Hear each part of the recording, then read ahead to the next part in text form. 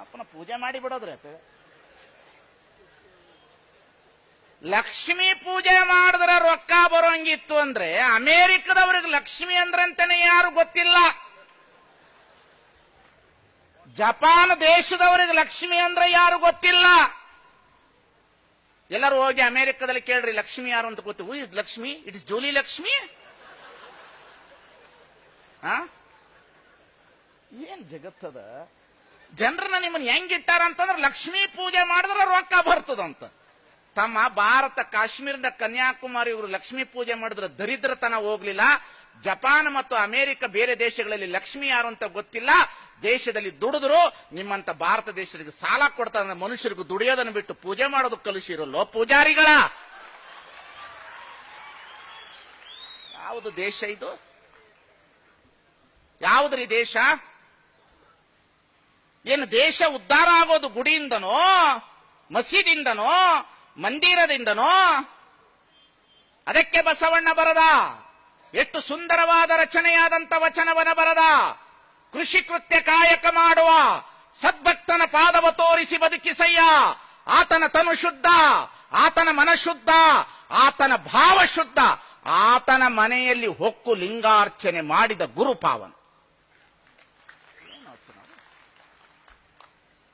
ನಾವು ರೈತರನ್ನ ದೇವರನ್ನ ತೊಳೆದು ಹೋಗ್ಲಿ, ರೈತರನ್ನ ಮರ್ತೋ, ಕೆಲಸ ಮರ್ತೋ, ಕಾಯಕ ಮರ್ತೋ. ದಯಮಾಡಿ ನಿಮ್ ಇಲ್ಲಿ ಕುಂತಿರೋ ಬಹಳ ಜನ ಗಂಡಸರಿದ್ರಿ, ಹೆಣ್ಮಕ್ಳು ಕಡಿಮೆ ಇದ್ರಿ. ನಿಮ್ ಹೆಣ್ಮಕ್ಳಿಗೆ ದೇವ್ರು ಖರ್ಚು ಮಾಡೋ ರೊಕ್ಕನ ಪ್ರತಿದಿನ ಪಿಗ್ಮಿ ಹಾಕಕ್ ಕೇಳ್ರಿ. ವರ್ಷಕ್ಕೆ 4 ಬಿಲ್ವಾರ ಮಾಡಿಸ್ಕೊಳ್ಬಹುದು. ಮಾಡಿಸ್ಕೋಬಹುದು, ಬಂಗಾರ ಮಾಡಿಸ್ಕೋಬಹುದ್ರಿ. ದೇವ್ರು ಕೊಡೋ ರೊಕ್ಕನ ಅವ ಏನ್ ಕೇಳತಾನವ? ಬಾಳೆಹಣ್ಣು ಕೊಟ್ಟಿರೋದು ನಿನಗೆ ತಿನ್ನಾಕ, ಅದನ್ನ ಬಿಡ್ತಾರ, ಬೆಳಿಗ್ಗೆ ಬಾಳೆಹಣ್ಣು ತಗೊಂಡು ಹೋಗ್ತಾರ. ಗಣಪತಿಗೆ ಬೆಣ್ಣೆ ಸೇವೆ ಮಾಡಿದ್ರೆ ದೇವರು ಸಾಕ್ಷಾತ್ ಒಲಿಯುತ್ತಾನೆ ಅಂತ ತಾಮ್ರಪಾಣಿ ಹೇಳ್ತಾನೆ 12 ಗಂಟೆಗೆ ಜಿಟಿ ಬ್ಯಾಗ್. ಯಾರು? ತಾಮ್ರಪಾಣಿ ಅಂತೇವ 12 ಗಂಟೆಗೆ ಹೇಳ್ತಾನೆ. ಸ್ವಾಮಿ, ಬೆಣ್ಣೆ ಸೇವೆ ಮಾಡಿದ್ರೆ ದೇವರು ಒಲಿಯುತ್ತದಂತಂದ್ರೆ ಬೆಣ್ಣೆ ತಗೊಂಡೋಗಿ ಸೇವೆ ಮಾಡೋದು. ನಿಮಗೆ ಇಷ್ಟು ಪಂಚಾಮೃತ ಕೊಡ್ತಾರೆ, ನೀವು ತಿಂದು ತಲೆ ಮೇಲೆ ಹೋಗ್ಕೊಂಡು 3 ಸಲ ತಿರ್ಗಾಡಿ ಹುಚ್ಚರಂಗ. ಕುಡ್ದವ್ರು ತಿರ್ಗಾಡೋದಿಲ್ಲ, ಅದಕ್ಕಿಂತ ತಿರ್ಗಾಡ್ತಾರ ಇವು. ಕುಡ್ದವ್ನ ರೌಂಡ್ ಹೊಡಿಯಲ್ರಿ, ಅದಕ್ಕಿಂತ ಹೆಚ್ಚು ಹೊಡಿತಾ ಇರ್ತಾರೆ ಇವು. 3 ರೌಂಡ್ 4 ರೌಂಡ್ ಹೊಡೆದು ಅವ್ನು ಕೊಡೋ ತೀರ್ಥ ತಗೊಂಡು ಬೆಣ್ಣೆ ಕೊಟ್ಟು ಬರ್ತಾರೆ. ಬೆಣ್ಣೆ ಕಾಯಿಸಿ ಮಕ್ಕಳಿಗೆ ಹೋಳಿಗೆ ಮೇಲೆ ಹಾಕಿ ಅವು ಚೆನ್ನಾಗಿ ಬದುಕ್ತಾರ. ನೀವು ನೀರು ತಗೊಂಡು ಬಂದು ಕುಂತೀರಿ ಈ ಜಗತ್ತಿನಾಗ. ಏನು ಮಾಡ್ಬೇಕು ನಿಮಗ? ಬೆಣ್ಣೆ ತಿನ್ರಿ ಅಂದ್ರೆ ಬೆಣ್ಣೆ ತಗೊಂಡೋಗಿ ಕೊಡ್ತೀರಿ, ಬಾಳೆಹಣ್ಣು ತಿನ್ರಿ ಅಂತ ಕೊಟ್ರಿ ಬಾಳೆಹಣ್ಣು ಕೊಡ್ತೀರಿ.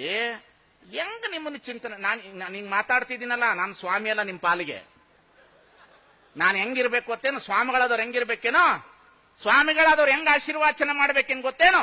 ತಿಳಿದವರು ತಿಳಿಯಲಾರದವರಿಗೆ ತಿಳಿಯದಂತೆ ಉಪದೇಶ ಮಾಡುವುದೇ ಆಶೀರ್ವಚನ.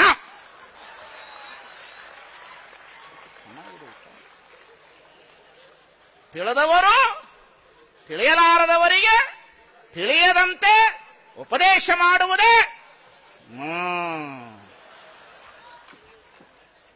ನಾವ್ ಹಿಂಗಂದ್ಬಿಟ್ರೆ ನೀವ್ ಹಿಂಗ ಉದ್ಧಾರ ಆಗ್ತಿರಂತೆ.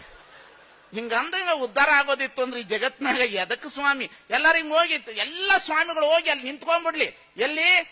ಚೆನ್ನೈನಲ್ಲಿ. ಹಿಂಗಂದ್ಬಿಡ್ಲಿ, ನೀರು ಬತ್ತು ಬಿಡ್ಲಿ ಅಂತ.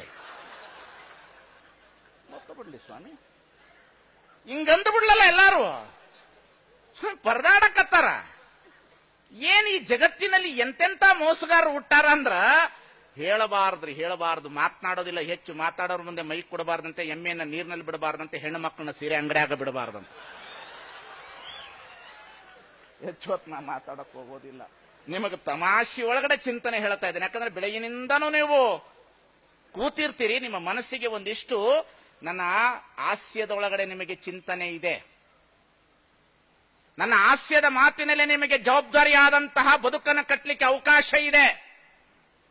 ಎದ್ದೇಳಬೇಕು ನೀವೆಲ್ಲರೂ ಎದ್ದೇಳಬೇಕು, ಚೆನ್ನಾಗಿ ಎದ್ದೇಳಬೇಕು. ಕೊಲ್ಲೂರು ಮೂಕಾಂಬಿಕೆಗೆ ಸೀರೆ ಉಡಿಸಿದ್ರೆ ದೇವರು ತೃಪ್ತಿ ಆಗ್ತಾಳಂತ. ಇನ್ನು ಕೇಳಿದ್ರೆ ಊರೊಳಗೆ ಗೌಡ್ರು ದ್ಯಾಮವನ್ ದುರ್ಗವನ್ ಜಾತ್ರೆ ಮಾಡ್ತಾರೆ, ಗೊತ್ತೇನು ನಿಮಗ? ಏನ್ರಿ ಶಿವನಗೌಡ್ರೆ, ದ್ಯಾಮವನಿಗೆ ಜಾತ್ರೆ ಟೈಮ್ನಲ್ಲಿ ದೇವ್ರಿಗೆ ತಾಲಿ ಕಟ್ಟವ್ರು ಯಾರು ಗೊತ್ತೇನ? ಯಾರು ಕಟ್ತಾರೆ? ಪೂಜಾರಿ ಕಟ್ಟಲ್ಲ, ಊರ್ ಗೌಡ ಕಟ್ತಾನ. ಏನ್ರಪ್ಪಳ ದ್ಯಾಮವ್ನ ಊರ್ ಗೌಡ ತಾಲಿ ಕಟ್ತಾನಂದ್ರೆ ಗೌಡ್ರ ಏನ್ರು ದ್ಯಾಮವ್ ಆದ್ಲಲ್ರಿ ಜಗತ್ನಾಗ.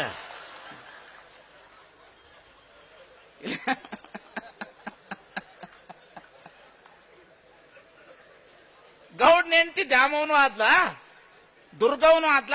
ಇರ್ಲಿ, ದ್ಯಾಮವನು ಇರ್ಲಿ, ದುರ್ಗವನು ಇರ್ಲಿ, ಕಾಟವನು ಇರ್ಲಿ, ಬೀರವನು ಇರ್ಲಿ, ಅವು ನಮ್ಮ ದೇವ್ರುಗಳು ಅಂತ ಇಟ್ಕೊಬಿಡೋಣ. ಆದ್ರೆ ಈ ದೇವ್ರು ಹಂಚಿದ್ರಲ್ಲ, ಈ ಸ್ವಾಮಿಗಳು, ಈ ಪುರೋಹಿತ ಶಾಹಿಗಳು, ಈ ಪಟ್ಟಭದ್ರ ಹಿತಾಸಕ್ತಿಗಳು. ನಾನೊಂದು ಮೊನ್ನೆ ಒಂದು ಸ್ಟೇಟ್ಮೆಂಟ್ ಕೊಟ್ಟಿದ್ದೆ, ತುಪ್ಪ ತಿಂದವರಿಂದ ದೇಶ ಹಾಳಾಗಿದೆ, ಮಾಂಸ ತಿಂದವರಿಂದ ಈ ದೇಶ ಹಾಳಾಗಿಲ್ಲ ಅಂತ.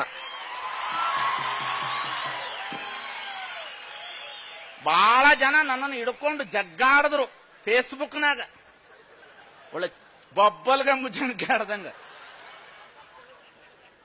ಏನ್ ಹಿಂಗ ಹೇಳಕತ್ತಿದ್ರು, ಅವರು ಹೇಳಕತ್ತಿದ್ರು. ಹೇಳಿರಪ್ಪ, ನಾನಂತೂ ಏನು ಹೇಳಿಲ್ಲ. ಹೌದು, ತುಪ್ಪ ತಿಂದವರಿಂದ ದೇಶ ಹಾಳಾಗಿದೆ, ಮಾಂಸ ತಿಂದವರಿಂದ ಹಾಳಾಗಿಲ್ಲ ಅನ್ನೋದಾದ್ರೆ, ಈ ದೇಶದಲ್ಲಿ ಮಾಂಸ ತಿಂದವರಿಂದ ದೇಶ, ನಾನು ಇಸ್ಲಾಮರನ್ನ ಕುರಿತು ಹೇಳೋದಲ್ಲ, ಈ ದೇಶದಲ್ಲಿ 99% ನಾವೆಲ್ಲರೂ ಮಾಂಸಾಹಾರಿಗಳು. ಈ ದೇಶ ನಮ್ಮಿಂದ ಹಾಳಾಗಿದೆಯೋ ಅಥವಾ ನಿಮ್ಮಂತ ಪಟ್ಟಭದ್ರ ಹಿತಾಸಕ್ತಿಗಳು ಮಡಿವಂತಿಕೆಯಿಂದ ಈ ದೇಶ ಹಾಳಾಗಿದೆಯೋ ಅನ್ನತಕ್ಕಂಥದನ್ನ ಚಿಂತನೆ ಮಾಡಬೇಕಾಗಿರ್ತಕ್ಕಂಥ. ಈ ದೇಶದಲ್ಲಿ ಎಲ್ಲರೂ ಮಾಂಸಾಹಾರಿಗಳು. ಧರ್ಮದಲ್ಲಿ ತಂದ್ರು ಮಾಂಸ ತಿನ್ನಬಾರದು, ಅದನ್ನು ತಿನ್ನಬಾರದು, ಇದನ್ನು ತಿನ್ನಬಾರದು, ಹಂಗ ತಿನ್ನಬಾರದು, ಇದನ್ನು ಮುಟ್ಟಬಾರದು, ಅದನ್ನು ಮುಟ್ಟಬಾರದು. ಇವರಿಗೆ ಗೋವೇ ದೇವರಾದ್ರು. ಯಾರಿಗೆ? ಯಾರಿಗೆ? ಉತ್ತಮರಿಗೆ.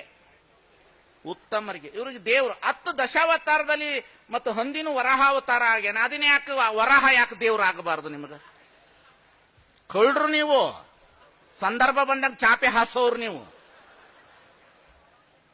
ಸಂದರ್ಭ ಬಂದಾಗ ಚಾಪೆ ಹಾಸೋರು. ಅದಕ್ಕಾಗಿ ಬಸವಣ್ಣ ನುಡಿದ, ವಿಪ್ರರು ನುಡಿದಂತೆ ನಡೆಯೋರು, ವಿಪ್ರರು ನುಡಿದಂತೆ ನಡೆಯೋರು, ತಮಗೊಂದು ಬಟ್ಟೆ ಶಾಸ್ತ್ರಕ್ಕೊಂದು ಬಟ್ಟೆ.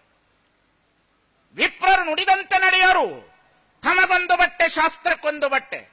ಏನು ಬಸವಣ್ಣ ಎದ್ದು ಬಂದ, ಏನು ಬುದ್ಧ ಎದ್ದು ಬಂದ ಈ ಮಾತನ್ನು ಹೇಳಿದ್ರು, ಅಂಬೇಡ್ಕರ್ ಬಂದು ಹೇಳಿದ್ರು. ಆದರೂ ನಮ್ಮ ಜನ ಎಚ್ಚೆಚ್ಚಲಿಲ್ಲ. ನಮ್ಮ ಜನ ಇವತ್ತಿಗೂ ಗುಡಿಗಳಲ್ಲಿ ನಿಲ್ತಾರೆ. ಅಂಬೇಡ್ಕರ್ ಎಂತಹ ಮಾತನ್ನು ಹೇಳಿ ಹೋದ್ರು ಈ ನಾಡಿನೊಳಗಡೆ.